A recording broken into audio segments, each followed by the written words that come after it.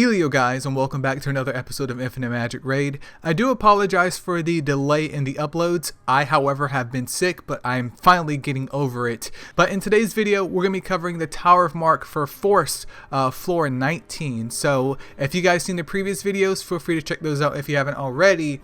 But I use this exact same setup for floor 18. So once again, I'm trying to emulate what it's like, at least to the degree that I can, of going through the floors. So let's go ahead and just have me stop talking about this and get the battle going on here. So if you do have better units than what you're seeing displayed here, then by all means use them. I'm just trying to emulate things as much as I can for you guys. That way it seems a lot more feasible than me, showing how to do this with a whole team of A5s that would just steamroll things anyways. Because you guys are probably at the beginning of the game and you're just trying to progress through the Tower of Mark, which is understandable here. But we're starting off with the lovely baby girl Sia.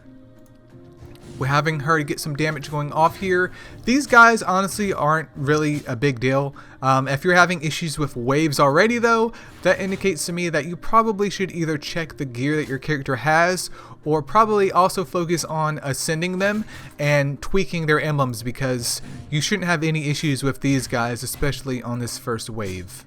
And I am rocking a lovely, very anemic crew because Hardak and both Holder are only A1, and then Liz and Reliant is at A2, but hopefully it'll buff out here. So we are on the second wave right here. There's Walter, Margarita, and then also the lovely Gru. Gru, once again, still isn't a threat even with the update here.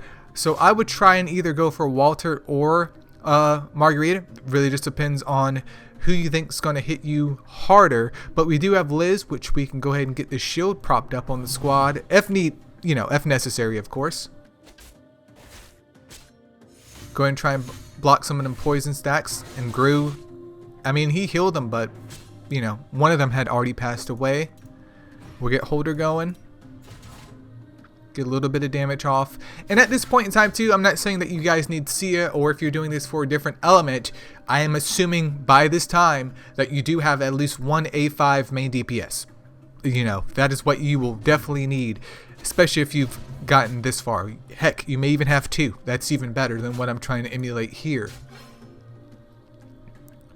But we have made it to the final wave. Once again, this boss's mechanic is that if you hit either of these guys, especially the annoying Gustav, he's going to heal himself. So if you have characters that naturally do AoE moves, either don't use them, or if they're like Oakman, in this case, where his basic attack is an AoE move, don't bring him.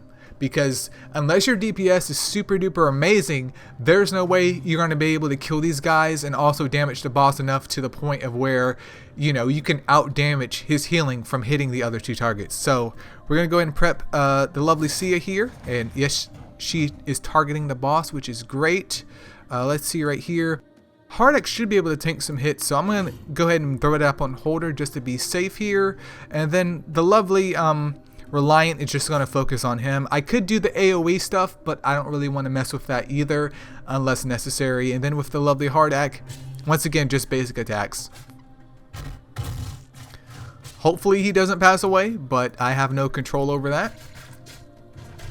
But yeah, we have Sia blasting him. She is just absolutely super useful for nuking right here. But we should be able to speed up the whole entire squad just because, and hopefully get out a turn a little bit quicker with the lovely Reliant ultimate. We can go ahead and boost up Holder's damage too if you're rocking a Holder for this stage, just because that's more damage added to the boss. And the quicker you can clear him out, the more stable your run's going to be. Go ahead and get that going right here as well. Boss is almost at halfway HP. And once again, I'm only relying on one DPS right here. So if you have two, you should already be done with the stage.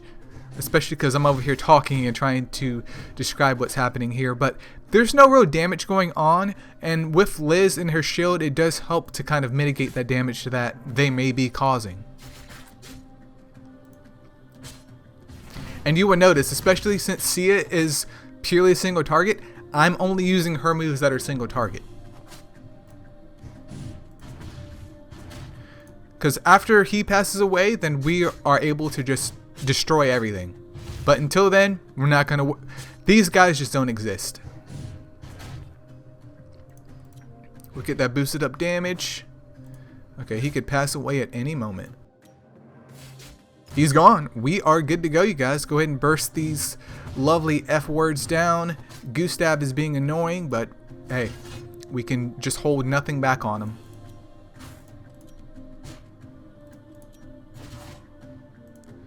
Alright, get him out of here.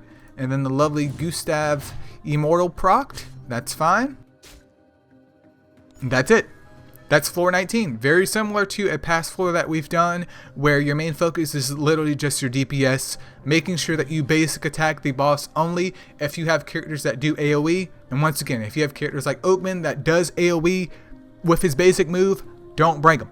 Honestly, you could probably get through this with maybe 3 units. Like if you had a whim, for example, depending on what element that you're doing, a healer to be paired up with that whim, and a single target DPS, it may be slow, it may be inefficient, but if you just began the game and you're trying to clear out this floor to head on to the next one, well, yeah, that's pretty much it. Hopefully you guys found this helpful, and I will be having the lovely floor 20 coming up as well, so there's not a big gap in between this. And yeah, that's pretty much it, you guys. See ya.